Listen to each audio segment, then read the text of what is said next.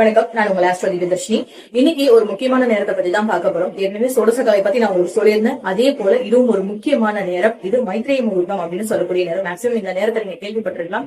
இருந்தாலும் இதோடைய முக்கிய சிறப்பம்சம் என்ன அப்படின்னு பாத்தீங்கன்னா, கடன் தொல்லையினால நிறைய பேர் கஷ்டப்பட்டு இருக்கோம். நிறைய கடன் வாங்கின இடத்துல ஒரு குறிப்பிட்ட இடத்துல கூட பர்டிகுலரா எல்லாத்தையும் அடைச்சிட்டாங்க, இந்த கடன் மட்டும் அடைக்க முடியல அப்படிங்கிற மாதிரியான சூழ்நிலை எல்லாம் கூட இருக்கும். அவங்க இந்த நேரத்தை பயன்படுத்திக்கலாம். அஸ்வினி நட்சத்திரத்துல மேஷ லக்னம் என்னைக்கு எத்தனை மணிக்கு வருதோ அந்த நேரம் தான் மைத்ரேய முகூர்த்தம். இந்த நேரத்துல தோரண கணபதி கோவில் அருகில இருந்தா நீங்க போயிட்டு நான் சொல்றதை செய்யலாம். அல்லது வீட்லயே விநாயகர் படம் இருந்தா அவரையே தோரண கணபதியா நினைச்சு யாருக்கு நீங்க கடன் தரணுமோ அந்த அசல் தொகையில இருந்து ஒரு பகுதியை விநாயகர் கிட்ட முடிஞ்சு எடுத்து வச்சு வேண்டிக்கலாம். இந்த கடன் எனக்கு சீக்கிரமா அடையணும்னு. நிச்சயமா அந்த வருஷத்துக்குள்ள அந்த கடன் குறையறதையும் அடைக்கிறதுக்கான வழி கிடைக்கிறதையும் நீங்க பாப்பீங்க. ரொம்ப நன்றி. வணக்கம், நான் உங்கள் ஆஸ்ட்ரோ திவ்யதர்ஷினி. இன்னைக்கு ஒரு முக்கியமான நேரத்தை பத்தி தான் பார்க்க போறோம். ஏற்கனவே சோடசகாலை பத்தி நான் உங்களுக்கு சொல்லியிருந்தேன். அதே போல இதுவும் ஒரு முக்கியமான நேரம். இது மைத்ரேய முகூர்த்தம் அப்படின்னு சொல்லக்கூடிய நேரம். மேக்சிமம் இந்த நேரத்தை நீங்க கேள்விப்பட்டிருக்கலாம்.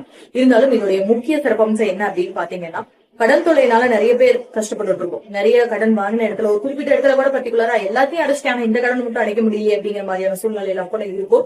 அவங்க இந்த நேரத்தை பயன்படுத்திக்கலாம். அஸ்வினி நட்சத்திரத்துல மேஷ லக்னம் என்னைக்கு எத்தனை மணிக்கு வருதோ அந்த நேரம் தான் மைத்ரேய முகூர்த்தம். இந்த நேரத்துல தோரண கணபதி கோவில் அருகில இருந்தா நீங்க போயிட்டு நான் சொல்றதை செய்யலாம். அல்லது வீட்லயே விநாயகர் படம் இருந்தா அவரையே தோரண கணபதியா நினைச்சு யாருக்கு நீங்க கடன் தரணுமோ அந்த அசல் தொகையில இருந்து ஒரு பகுதியை விநாயகர் கிட்ட முடிஞ்சு எடுத்து வச்சு வேண்டிக்கலாம். இந்த கடன் எனக்கு சீக்கிரமா அடையணும்னு. நிச்சயமா அந்த வருஷத்துக்குள்ள அந்த கடன் குறையறதையும் அடைக்கிறதுக்கான வழி கிடைக்கிறதையும் நீங்க பாப்பீங்க. ரொம்ப நன்றி.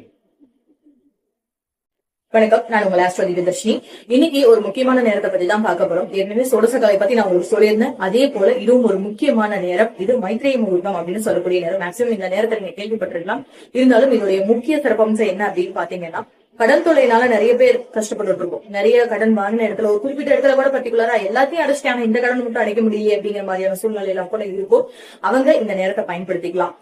அஸ்வினி நட்சத்திரத்துல மேஷ லக்னம் என்னைக்கு எத்தனை மணிக்கு வருதோ அந்த நேரம் தான் மைத்ரேய முகூர்த்தம். இந்த நேரத்துல தோரண கணபதி கோவில் அருகில இருந்தா நீங்க போயிட்டு நான் சொல்றதை செய்யலாம். அல்லது வீட்லயே விநாயகர் படம் இருந்தா அவரையே தோரண கணபதியா நினைச்சு யாருக்கு நீங்க கடன் தரணுமோ அந்த அசல் தொகையில இருந்து ஒரு பகுதியை விநாயகர் கிட்ட முடிஞ்சு எடுத்து வச்சு வேண்டிக்கலாம். இந்த கடன் எனக்கு சீக்கிரமா அடையணும்னு.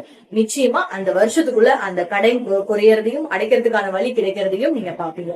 ரொம்ப நன்றி.